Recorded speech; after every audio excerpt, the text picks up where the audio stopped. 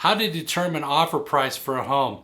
Paul Maguire here, and I'm going to show you 4 different ways that you can use to determine if you're making the right offer, the right price on a home. I bought hundreds of them, so watch right here. Here we go.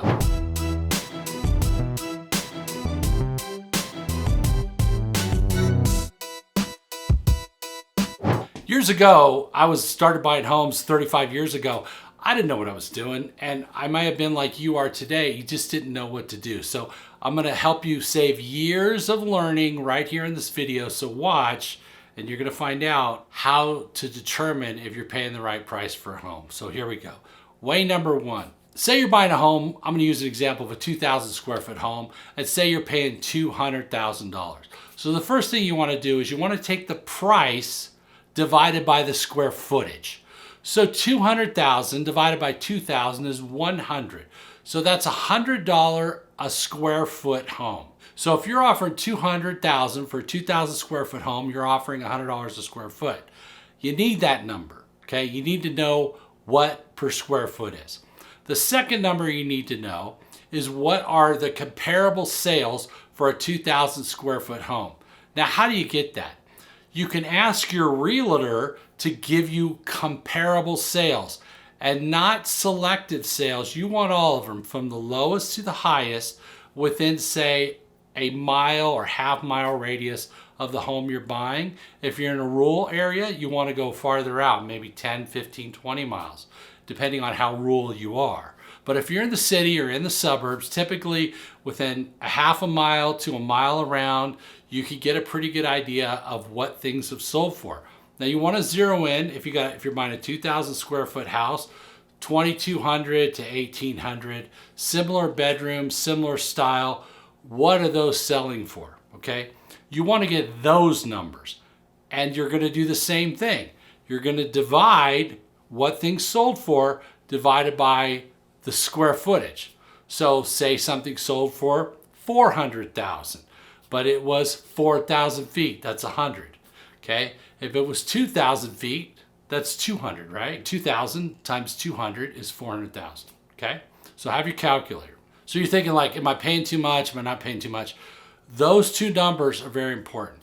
The third thing you have to determine is what's the condition of the house. So if the condition of the house is boarded up, or the condition of the house is in fantastic shape. I bought all kinds from brand new to boarded up with roaches everywhere. You have to determine how much off the median or the norm that people are paying, which you get from the comparable sales and you get from this price per square foot.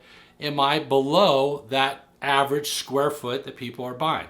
I do this every day, all day. I bought 2 or 3 houses in the last month. I do this all the time, okay? When I look at a deal, this is what I do.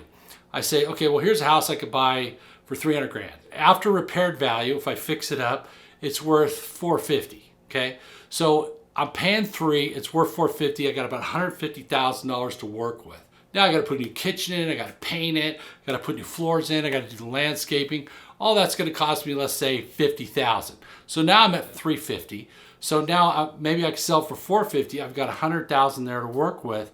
I'm going to take whatever the difference is between the value repaired and the value of what I'm buying it for, price per square foot, and what are the sales, and I'm going to see how much room I have. Okay, that's on a fix and flip, right? Or fix and refi, either one. On something that's newer, I'm going to look at comparable sales of what's sold around there. Now, let's say you don't have a realtor. I can't get comparable sales from the realtor. What's another way to do it? Okay, you've got realtor.com, you've got Zillow, you've got Trulia. So you've got these different online stuff where you can get a pretty good idea of what values are. I can tell you they're not always perfectly accurate, but they give you an idea of where you want to be. Now, when you go into the idea of condition, is it fair? Is it good? Is it great?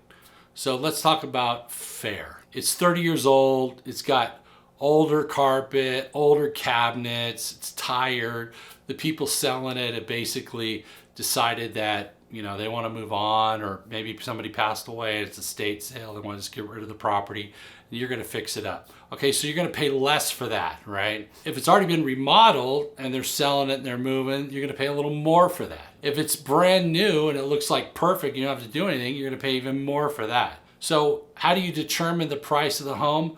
Condition, price per square foot, comparable sales. The next thing you're going to look at, and this is super duper important, a lot of people miss this, is what's around you.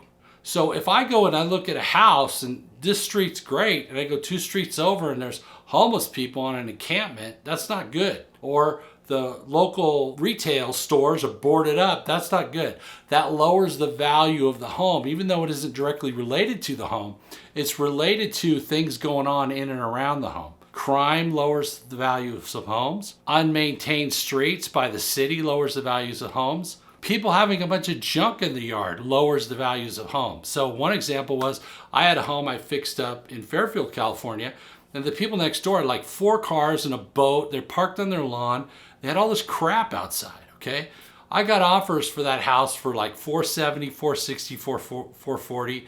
I ended up selling it for like less than $440 because of all the crap next door. So even though the house may have been worth $470, if it didn't have these other problems, it was across from a beautiful lake, but I couldn't get the full amount of value out of the house because of the neighbors, okay?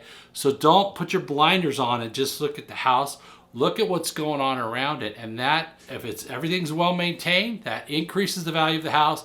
If everything is not maintained, that decreases the value of the house. By the way, if you like what I'm talking about, please like, subscribe, and comment, and I'll be continuing to make these videos and help you with your real estate investing, building your wealth, and creating cash flow. The last thing I'll say about determining the value of a house is, what kind of financing can you get on a house? Houses, to me, where I can get seller financing, I'll pay a little more because I don't got to pay the bank. I don't got to pay closing for points and fees for the bank. I only got to pay the escrow fees, right? So what type of financing can you get on the property? That makes it worth more to me if I can get good financing than if I got to pay more in, private money or hard money. I got to pay 2 points, 3 points, 10%. It makes the house worth less. So I need more of a gap if I'm going to fix and sell. So those are some key tips to how to figure out the value of the home: price per square foot, comparable sales, what's going on in the neighborhood, how does the commercial look around there, drive around, crime, how people take care of their properties in and around you. And last but not least, and this is super duper important, is what are the schools like? Crappy schools, not so good values, okay? You want to be in neighborhoods with better schools. The better the schools, the better the values of the property.